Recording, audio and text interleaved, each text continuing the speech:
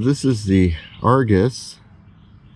It's a A2F, and from what I've read, this was kind of like the top of the line Argus A.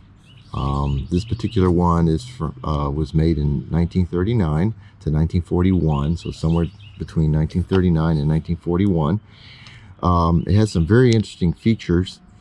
One that is most notable is it has this light meter here that basically uses different levels of neutral density to judge the lighting. I don't know if you can see, but there's one little slot open here that you can easily see.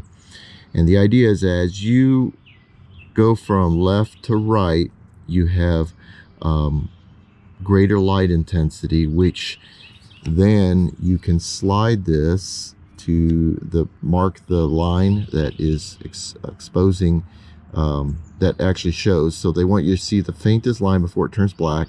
You line it up, and then here you can adjust for your film. Now this is using the old film format as opposed to ISO or ASA, and the highest is 72, so I'd have to see how that converts. And then they have f4.5, f6.3, f9, f12.7, and f18. So basically the idea is that you would line it up and it would give you, based on whether if it's a bright day, an average day, a cloudy day, or a light interior, you would take this arrow and line it up, and based on that, with a shutter speed, for example 200, this would give you f4.5 at 200, f6.3 at 100, or f9 at 1/50th of a second.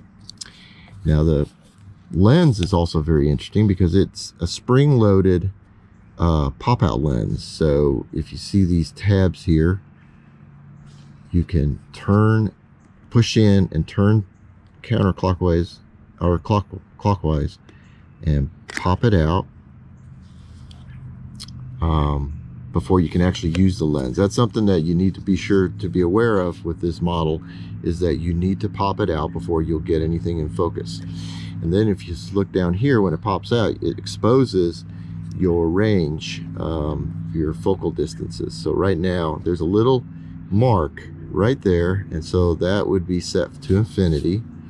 And then as you start to rotate, you see that the lens starts to go out. That's, basically you need to increase the distance of the lens to the focal plane as you get closer. And look, it goes to 1.5 feet, and it goes all the way to 1.25. Now mine goes a little past before it stops right there. So I really don't know. I mean, it's still moving, so might even be able to get a little closer focus. To test that, I would probably have to put a piece of ground glass on the focal plane with a back off, set up on a tripod, and do some tests. Just measure it out and see. Because when you get into, what, 1.25, that's like 15 inches. When you get to 15 inches, your depth of field is really small, even at a higher aperture. It's going to be more critical. Your focus is going to be more critical. So I would have to test that so that before I could trust it, because the difference between 15 inches and 14 inches could be all the difference in the world, especially if you're trying to do an extreme close-up of somebody and you want to focus on their eye. The other thing that's kind of interesting, and I noticed this on my C3 as well, my Argus C3, which is the most common Argus that people would have, is that it uses the same counter advanced system. So I don't have any film in here, so it won't actually work because it won't advance without film. Turning this doesn't do anything without film. I'll show you how that works. So to open it, basically push here. You got to push this in and pull out, and it'll open. And on my particular model, now I haven't done any work on this, but on my model, the little film plate, holding plate, has come off. And so I'm gonna have to, that's something I'm gonna have to fix. But if you look here, here's the gears here are the gears for the film advance, the cogs. You know, of course, your film holes go in here, and every time you take a picture and you want to advance the film, you push that button, which will free this.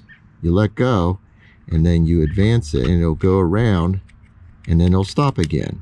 And then you push it, it'll go around, and it'll stop again. So that's pretty cool. And I've not used it on this camera, but again, on my C3, I just did a test roll, and the film spacing was remarkably good. So that's a testament to the engineering of 1939. For loading the film, you just pull this down, plop your cartridge in, and I'll shoot some video of that here in a little bit. I want to clean this up first, so that's the first thing I want to do, is I want to get this clean. But the other thing that's interesting is this plunger shutter release. So it's got the leaf shutter here, and it's got several speeds, as you can see here. T for time, B for bulb, 1/200th, 1/100th, 1/50th, and 1/25th. So you're not going to get into the super slow speeds.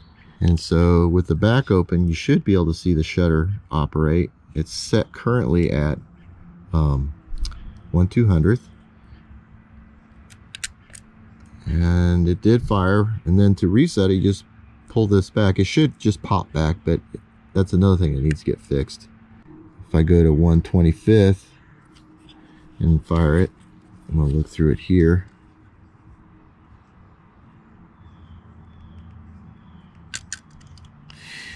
That seems a little slow for 1/25th. I'm thinking all the speeds are a little slow. This is 1/50th, which is probably closer to 1/25th. Of course, that's just to my eye. Now right here you can see this is the model number, and there's the serial number. So it's an A2F, and the serial number is 13399. So they obviously made quite a few of these. I believe this camera sold for $15 in 1939, which is probably the equivalent of several $100s, maybe a $300 camera today. So it's really not a super expensive camera relatively. The Arguses are known to be more the everyman's camera. It's a bakelite body. It's plastic. It's not metal like the Zeiss cameras.